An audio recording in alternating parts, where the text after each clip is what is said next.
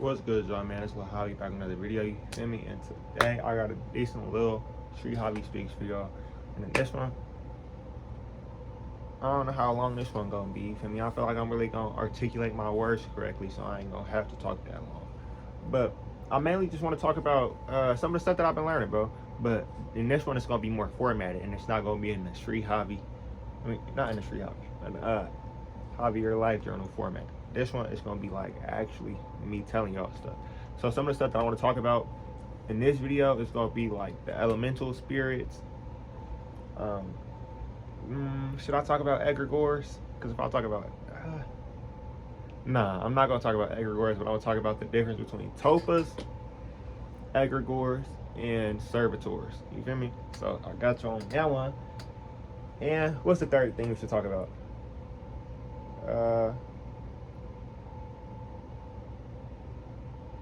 What y'all think? Elementals, nature spirits. You know, let's just start on those. We'll find out the third part later, man. You know what I mean? Or we probably don't even gotta have a third part because we can in there make this part long enough. You feel me? But yeah. So the first one, elementals. So there's two different types of things. There's elementals and there's nature spirits. You feel me? So nature spirits, that's like first let me say the elementals. Elementals is literally just fire, water, earth, and air. I mean, is air the last one? Nah, it is air. I was gonna say ice, but ice is water. You know, I'm tripping. But it's those four, my nigga. And those four are nature spirits, but nature spirits also include a lot more things. You feel me? So the difference between nature spirits and elementals is that elementals is only those four, and nature spirits is just spirits of everything. Nature spirits includes like trees, oil, nigga, things of that nature. You feel me?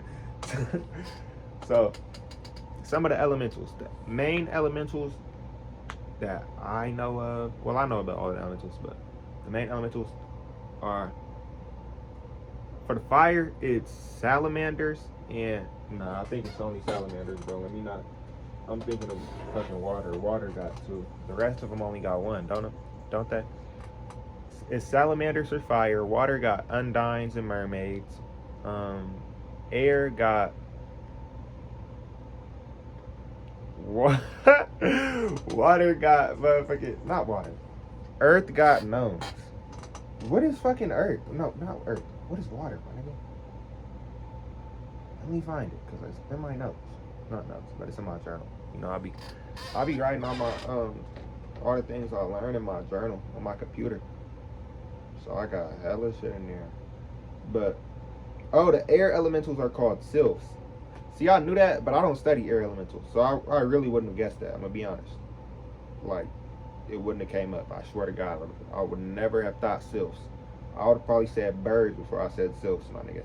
And the crazy thing is, a sylphs video got recommended to me like 40 times. I just didn't watch it. Those are like, that's like the only spirit that not the spirit, but like, that's like the only, you know, that I haven't researched. Because I've researched, actually,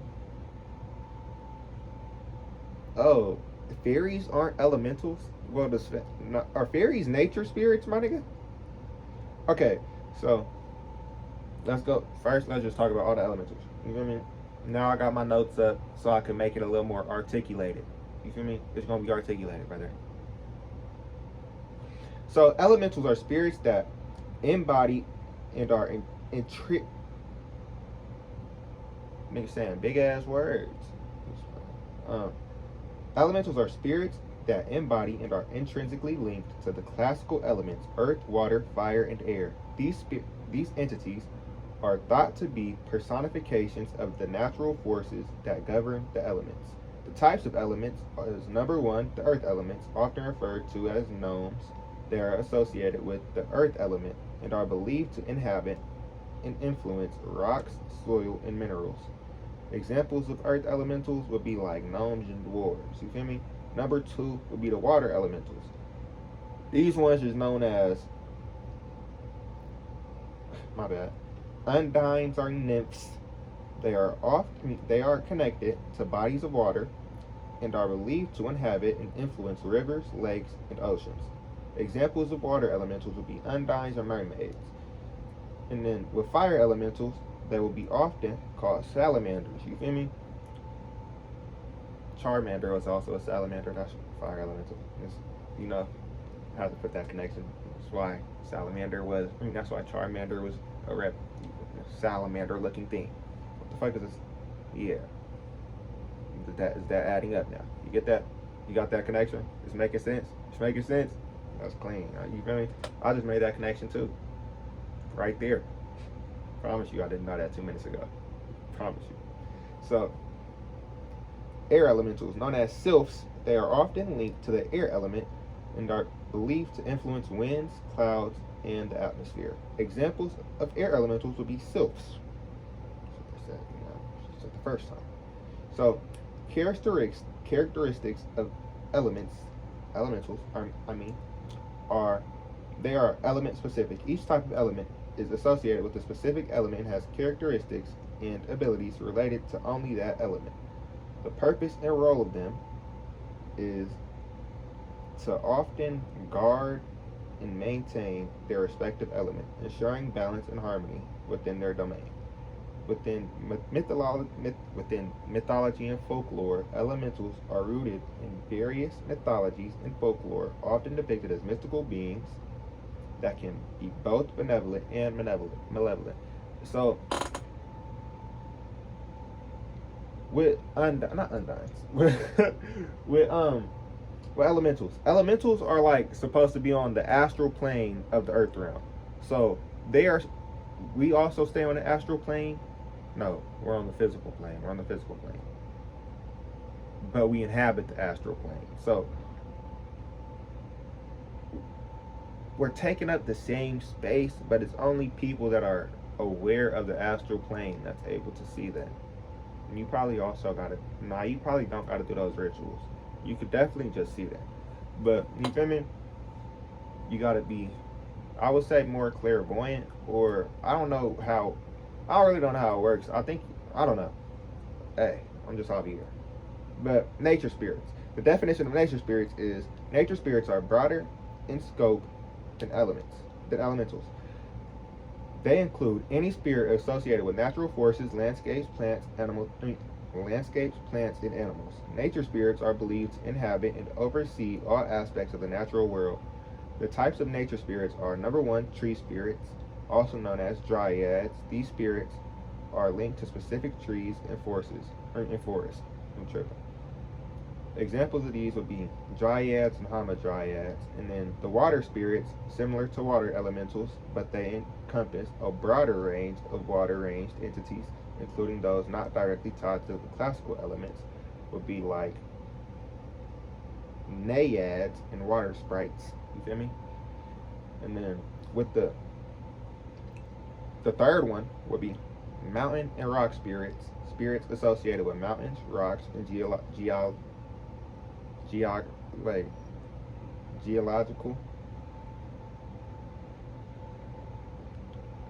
What's geography? Geology. What the fuck? No, bro. Geography is the study of. So what the fuck is geology?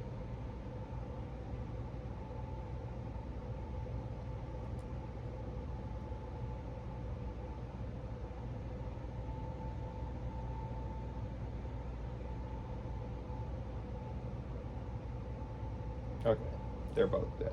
I know it wasn't true. Okay, they both mean the same thing. Makes way more sense. Because I'm thinking, what the fuck is geography then? Or the other. You feel me?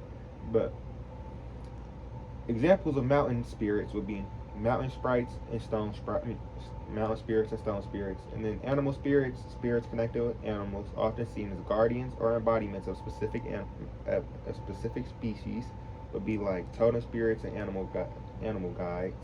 And then field and meadow spirits would be spirits that inhabit fields, meadows, and other natural spaces. That would be fairies and pixies. So fairies and pixies are nature spirits, not elementals. You feel me? So That's the difference. That makes way more sense. I understand that now. So the characteristics, they are a broad range. Nature spirits encompass a wide range of beings connected to all aspects of nature, not limited to classical elements. Interaction with humans. Nature spirits are often depicted as interacting with humans, sometimes offering help or wisdom. In other times, requiring respect and offerings to avoid mischief or harm. Cultural variations. Different cultures have unique interpretations for nature spirits. They reflecting the diversity of natural environments around the world. The key differences between nature spirits and elementals, right? So the key differences would be the scope and association, number one, and that is elementals. They are specifically tied to the four elements: earth, water, fire, and air. And nature spirits, they encompass a broader range of natural entities, including but not limited to elementals. So basically, they got more, which I said like 30 times this video, but you know that. So number two would be the role and function. So elementals, which are primarily guardians and maintainers of their respective elements, and they ensure the balance. You hear me?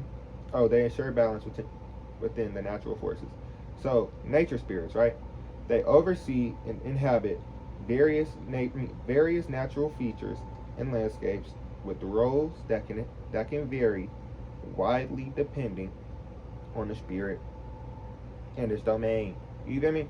So the third difference is the cultural representation. So elementals often have a more universal presence across different mythologies, being gnomes, undines, and salamanders and sylphs. You feel me?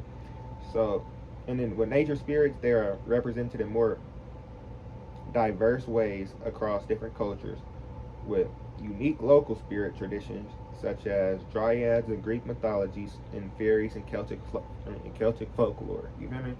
So basically, the main difference between elementals and nature spirits is that nature spirits just have more. You know, there is no difference. Nature spirits are elementals, but not all elementals. Elementals are nature spirits, but not all nature spirits are elementals. Same way that all dreams are astral projections, but not all astral projections are dreams. You feel me? That's some real game, brother. Yeah.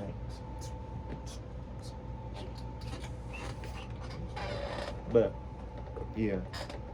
So, is there more we should talk about? What else y'all want to know? Should I just get a list of all the Hey, give me a list of all elementals. Give me a list of every single elemental, every single nature spirit. I got y'all, brother. Y'all gonna know each and every one now. And if they say, I'm finna ask them for more after too. So after you read these, I'm gonna ask this nigga for some more, and we gonna have even more elementals. This nigga gonna make some up, cause we gonna get some more elementals, brother. I'm telling you, ain't no way we don't. Ain't no way we don't. Hey, brother, what the fuck? This nigga just telling me hella shit. I did not ask for this. Oh, nah, I did ask for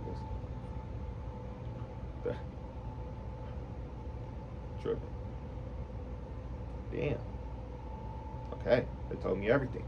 So, with elementals, all the type of earth elementals are number 1, gnomes, number 2, dwarves, number 3, kobolds, number 4, trolls, number 5, earth dragons.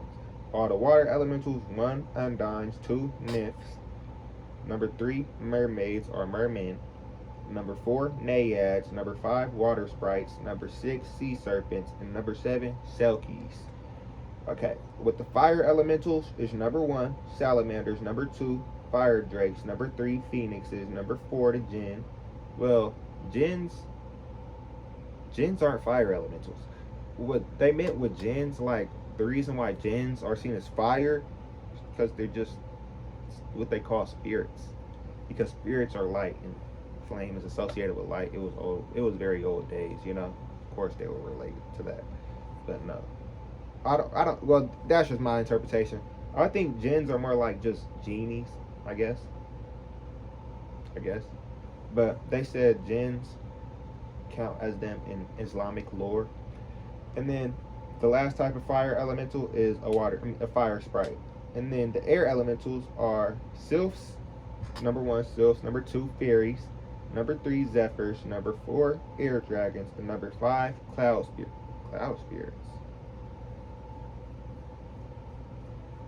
Okay. Nature spirits. So on to every single nature spirit, you feel me? Well, they count those water ones too, but you feel me? So we got even more. So all the nature spirits. Number 1, we gonna go to tree spirits. So the tree spirits. Number 1, dryads. Number 2, hamadryads. Number 3, green men. Number 4, tree ents in Tolkien mythology. And number 5, the kodama, which are Japanese tree spirits. And then the water spirits are naiads, water sprites, nymphs, selkies, kelpies, sirens, and river gods / goddesses in Ganga Hindu mythology. And then mountain and rock spirits. So the mountain and rock spirits are mountain giants, stone spirits, trolls in some traditions, dwarves also linked to mountains, and Jotun in Norse mythology. Animal spirits. Number 1, totem animals. Number 2, animal guides. Number 3, werewolves, which is the spirit aspect in some traditions. Number 4, kitsune, which is Japanese fox spirits. And number 5, nagas, which are serpent spirits in Hindu and Buddhist mythology. So, field and meadow spirits. Number 1, fairies. Number 2, pixies. Number 3, elves. Number 4, brownies. Number 5, leprechauns. And number 6, pug in Puka Celtic mythology. General nature spirits. Elemental spirits, a term for spirits linked to natural forces, nature deities. So, general nature spirits will be elemental spirits, a term for spirits linked to natural forces, nature deities. Examples would be like Pan, Demeter, and Simunos. Number 3 would be kami, which are the Shinto spirits of natural phenomena. And then number 4 would be genius loci, which are spirits of a particular place. Number 5, devas, which are nature spirits in Hinduism. And then cross-culture spirits and entities would be Celtic ones, which are Tuatha De Danann, which is a race of supernatural beings, and then the Banshee, which is a spirit associated with death. In Norse, it would be Alfar, which is elves, and then Landvater, which is land spirits. That's not how you pronounce it. Hey, they put a, that's not even a letter. So, come on, bro. Man, come on, bro. So, Greek. Nymphs. This is a term for various nature spirits, you feel me? And then satyrs, which is forest spirits. In Slavic mythology, they got Domovoi, which is house spirit, and then Lishoi, which is a forest spirit. In African mythology, they got Abiku, which is spirit children in Yoruba belief, and then Mami Wata, which is the water spirit. Okay. Native American. They got Manitou, which is a general term for spirit beings, and then they have Wendigo, which is a spirit of famine and starvation. Okay. So, Japanese, they got yokai, which is a spirit of supernatural creatures, and spirits, and they have tengu, mountain and forest spirits. And then they have in Hindu and Buddhist, they got yakshas, nature spirits associated with wealth and trees, and they have asuras, which are spirits with both good and evil aspects. In Chinese, they got Huli Jing, which is fox spirits. And number 2, they have Shin, which is spiritual beings. In the Middle Eastern, they have the Jinn, which is associated with a variety of elemental aspects. So, basically, It's hella different elementals, hella different nature spirits. No, those was nature spirits. That last list I just did for the last like 5 minutes, that was nature spirits. The first one was elementals. But you feel me? Should I ask them if they left any ones out? Or did y'all get enough? I'm asking them.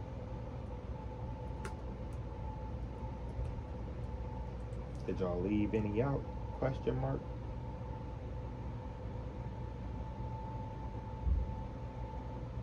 Well, they did. Should I read them?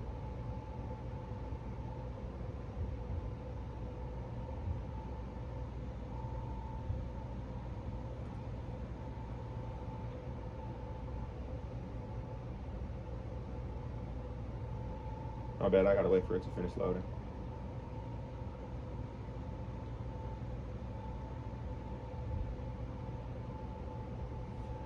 Sorry. So the additional elementals will be the earth elementals, which is Chthonians, which are spirits of the underworld and the subterranean world realms. And then they also have giants. And then the water elementals will be Nokin or Nyx, which is water spirits of Scandinavian folklore. They also have the Jangu, which is water spirits in traditional beliefs of Sawa people of Cameroon. And they have fire elementals, which is Ifrit, the type of powerful and malevolent spirit fire in Islamic culture. And then they have Servitor, which is a fire giant from Norse mythology. And then air elementals, they have Anemoi, which is Greek god of the winds. Examples would be Boreas, Zephyrus, and Notus and Eurus.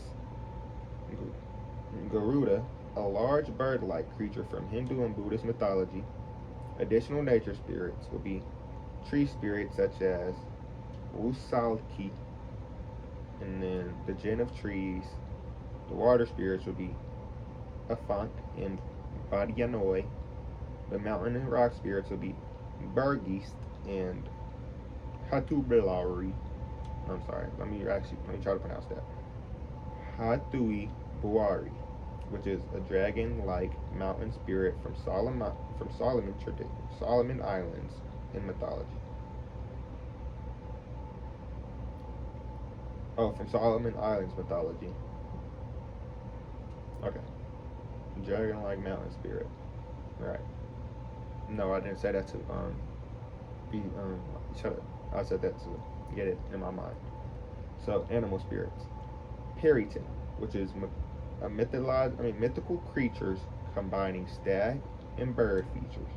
Barkhest, mythical monstrous black dog in English folklore. Field and meadow spirits would be corn spirits. Deities are spirits of crops and harvests, such as corn and mother in native mythology. And then Tonte/Nisse, a Scandinavian household spirit that also protects farms. And then general nature spirits would be Silvans, which are Roman deities of forest, and wights, a general term for nature spirits in Norse mythology. And then cross-cultural spirits would be the Celtic ones, which is Selkies and Kelpie. And then Norse ones, which are Draugr, which are undead creatures that are associated with graves and sometimes the sea, and the Holdra. They also got the Greek Oceanids and the Hesperides, the Slavic Baba Yaga and the Rusalka, the African Anansi and the Aziza, the Native American Thunderbird and Coyote, the Japanese Kodama and Tanuki, the Hindu/Buddhist Naga and Apsara, the Chinese Zhongkui and Jiangxi, the Middle Eastern Ghoul. So that's all of the up in nature spirits and elementals. We probably got about 200. On this list I read, it has to be 3, probably 4. Now onto Egregores, Tulpas, and Servitors. So what is an egregore? What is a tulpa? And what is a servitor? So an egregore is like a collective group a collective. Okay, an egregore is a being that is manifested by a group collective, like a collective group belief. Group collective belief, a belief from a collective group. Yeah, yeah. Let me find my notes.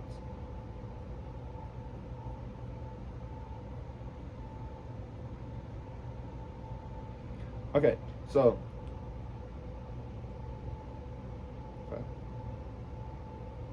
okay, egregores. So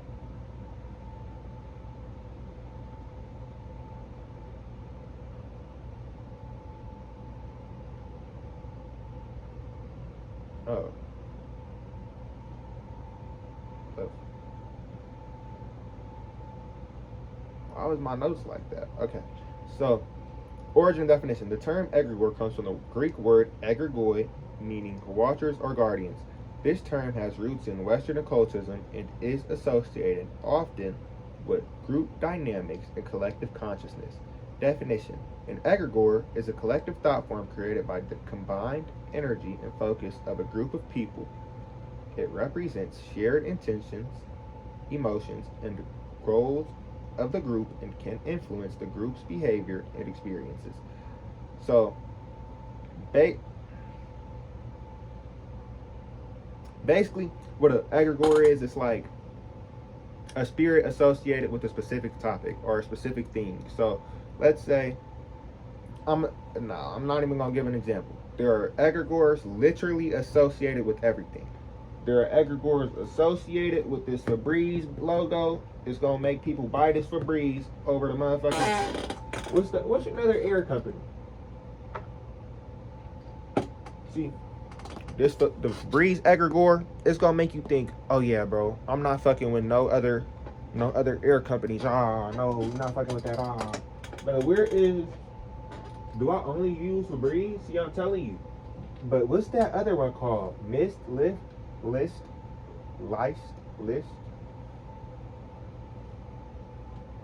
So hypothetically speaking, the way that an egregore works, right?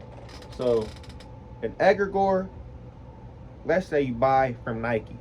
You are now going to be associated with that group collective consciousness of Nike. So let's say now that you have a Nike product, you're now going to be slightly more biased against Adidas. But that's not just because you have a Nike product. That's because there's an egregore associated with the Nike product. And now that you have it, and now that you're a part of this group consciousness, that thought form is now connected to you. So, with with egregores being connected to everything, it's like that with any belief you pick up. So, with every single belief, there are egregores associated to it. With the New Age belief, I'm believing that one of the new egregores that may be associated with that shit gotta be turning niggas insane. I swear to God. Because niggas be going crazy, bro. Niggas that be getting into the spiritual shit. Now that y'all know what an egregore is, bro, you probably gonna go insane, my nigga. Because niggas be going insane, bro. Niggas is really weird, bro. And it's not okay. Niggas go insane, bro. But literally everything is an egregore. All those deities, those are personified cosmic forces and spiritual principles. They aren't actual things. When you are interacting with them, you're interacting with a thought form. You know what a thought form is? An egregore. So you're interacting with the collective thought form of an entity. Yes, it's now sentient, but it's not a real thing. It's not going to actually. Y'all gotta realize what's a real thing and what's not. Because egregores are created by just beliefs. When there's no belief in it, that egregore isn't necessarily gone, but it's sleeping. It's gone until somebody believes in it again. You feel me? So that's why it takes like belief to manifest things. And why people say, well, you just need belief, blah, blah, blah, blah, blah, blah. Shut up. But yeah. So should I go into the characteristics of an egregore, or should we go into the tulpas and servitors first? because the characteristics have to do with the other ones. So we gonna go into the definitions of the first ones, not the first ones. So servitors. So the origin, servitors' origin. The concept of servitors is primarily found in Western occult traditions, particularly in chaos magic and ceremonial magic. Definition: a servitor is a constructed entity created by a magician to perform a specific task or function. Unlike tulpas, servitors are not usually considered to possess true independence or self-awareness. So basically, servitors are like your own little servants. They're tulpas, but they're not actually real in the way that an egregore or a tulpa is. So servitors are like just your personal little helper, I guess. So you know how you got like little subconscious like versions of yourself in your mind? One thing you can do with a servitor, give those little subconscious beings in your mind, subconscious versions of you, a task. I wouldn't recommend doing it without researching this. Javier just said it. Hey, bro, I don't know this. I don't know these things. Hey, don't do that without researching it. You don't know it. I don't know it. We don't know it. Hey, you don't know it. Please don't do it. With servitors, you definitely have to like get rid of them after. You know, you can't just leave those around. So, tulpas. The term tulpa comes from Tibetan Buddhism, where it is tulpas. The term tulpa originates from Tibetan Buddhism, where it is originally referred to as a being or object created through intense concentration and meditation. Definition: a tulpa is a thought form created by an individual through focused meditation and discipline. It is believed to possess its own consciousness and can act independently of its creator. So, basically, a tulpa is like, let's say, I wanted to have a little protector of my house. You know what I mean? Because that's just an example. I don't know how that works. You know, I'm just out here. So, let's say I wanted to have a little protector over my house, right? I could, hypothetically speaking, get like a protection type crystal, meditate on it, put like my own little thought form, you feel me? Let's say I wanted it to look like a superhero. I could meditate on this motherfucker, have it become a big ass black ass Spider-Man that protects me from any demons that trying to, you feel me? Demons don't exist. I just said that to be funny, you feel me? So let's say I wanted a big ass black ass Spider-Man to just talk to me. You feel me? Big ass black ass Spider-Man to give me some knowledge whenever I want it. You feel me? Okay, let's say I wanted a big black Spider-Man to just stop beings from coming in here in the astral. Because not that beings are malevolently coming at you in the astral, but you just wouldn't want beings around you. You know, let's say you just don't want beings around you because you're very sensitive to energies. You could put a tulpa around you to protect you from that. In the tulpa, it would have its own consciousness though. You feel me? Because it's connected to an item. So it can act independently from its creator. So it'll be around you, but it will be doing its own thing. So it's more like a programmed sentient being. You feel me? A child you raised. It's like a child you raised on your own, basically. But now getting into the characteristics of all of these, you feel me? The characteristics. So the characteristics of a egregore.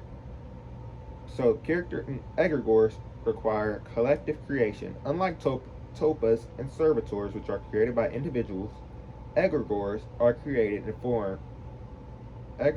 formed and sustained by the collective energy of multiple people. Egregores can significantly influence the thoughts, emotions, and actions of the group members, often embodying the group collective ideals, values, or goals. Semi-autonomy. Egregores can develop a degree of autonomy and may act in ways that reflect the group's collective consciousness, even influencing the group's direct decisions direction, and decisions. The creation process of an egregore involves the group focusing on their collective intentions, rituals, and energy on a share. Focusing their collective. My bad. I gotta drink some water.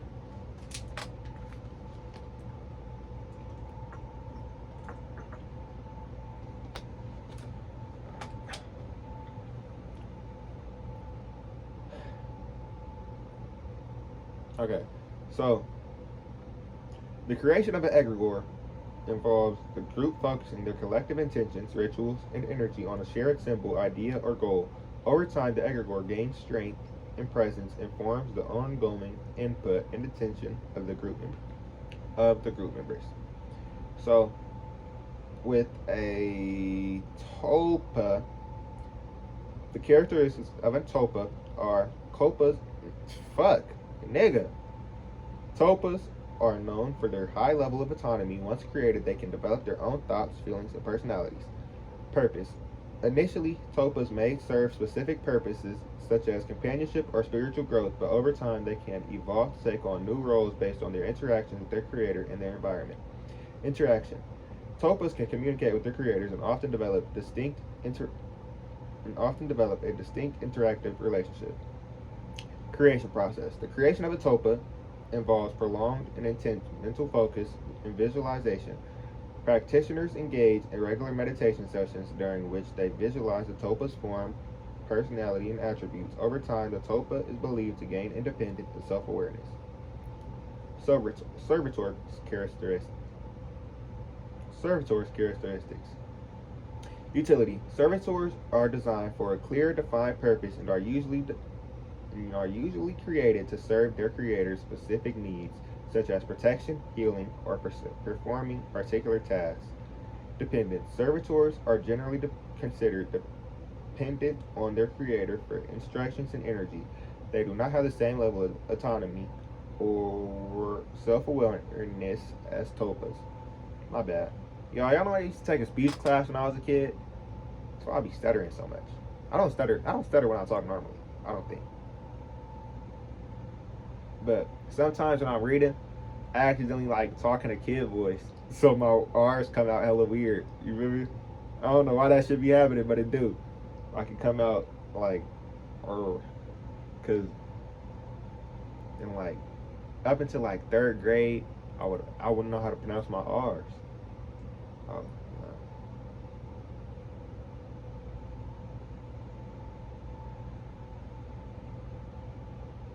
no. Oh. I used to always say, oh, Javi. I used to say my name is Javi. My name is Javi. My name is Javi. I don't know. That's hilarious stuff. But, yeah. Okay.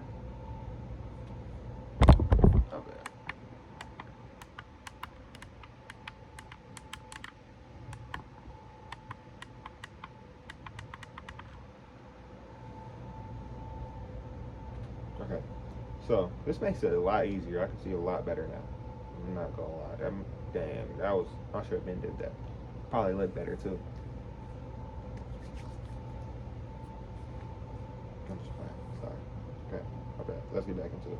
So servitors are usually designed with a clear, defined purpose, and are usually created to serve their creator's specific needs such as protection, healing, or performing a particular task. Dependent. Servitors are generally considered dependent on their creator for instructions and energy. They do not have the same level of autonomy. They do not have the same level of autonomy or self-awareness as tulpas. Temporary nature. Servitors are created with a predetermined lifespan or set of conditions for their existence, after which they are typically decommissioned and absorbed back into their creator's consciousness. Creation process. Creating a servitor involves defining its purpose, visualizing its form, and imbuing it with energy and instructions. Rituals and magical practices are used to charge the servitor and bind it to its tasks. You feel me? So, yeah, that basically just talks about the creation process and the differences. And then the main difference is egregores are made by a group of people and they are by themselves. And then with the two, that separates them. That separates egregores by itself. And then with those two that are left, the servitors and tulpas, how those are different. Servitors are more like your personal servant. A tulpa, that can protect like a whole house. You feel me? That's like just there. You feel me? That's actually present on the astral. You feel me? But yeah. So hypothetically, I guess you could give a tulpa to somebody, like to help them, protect them, guard them, I guess. So you feel me? Yeah. Summary of differences. The main difference is autonomy. Tulpas have high autonomy with independent thoughts and personalities. Servitors have limited autonomy and they primarily follow instructions and serve specific tasks. Egregores are semi-autonomous, influenced by influencing the collective consciousness of the group. The purpose. Tulpas are for companionship, spiritual growth, and independent interaction. Servitors are for performing tasks or functions as directed by the Creator. Egregores are representing and influencing the collective intentions and goals of a group. Creation. Tulpas are created through intense individual meditation and visualization. Servitors are created through ritual and magical practices with a clear and defined purpose. Egregores are created and sustained by the collective energy and focus of a group. Nature. Tulpas are independent and evolving thought forms with their own consciousness. Servitors are a constructed entity with limited scope and dependence on the Creator. Egregores are a collective entity representing the collective consciousness and intentions of a group. So, each of these thought forms and purposes operates with differences in frameworks and esoteric practices, my nigga. I was trying to read all their definition. They conclusion. We don't need that. But I'm the conclusion giver. But yeah, I knew we can get to 40 minutes off of just those, but we ain't even have to go into no third topic. So that's basically it for this video, man. You know, I ain't never interacted or created the tulpa, not to my knowledge. My last, actually, I may have had one for my.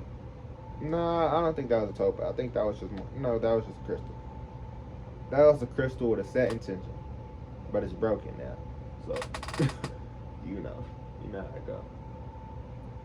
I broke it. Oh man.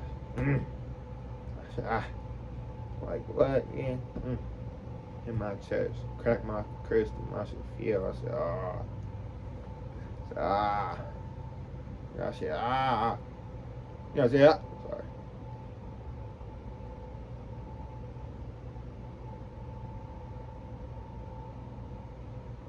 But yeah, catch y'all in the next one. I'll let y'all, man. Feel me? I'll let y'all. Yeah.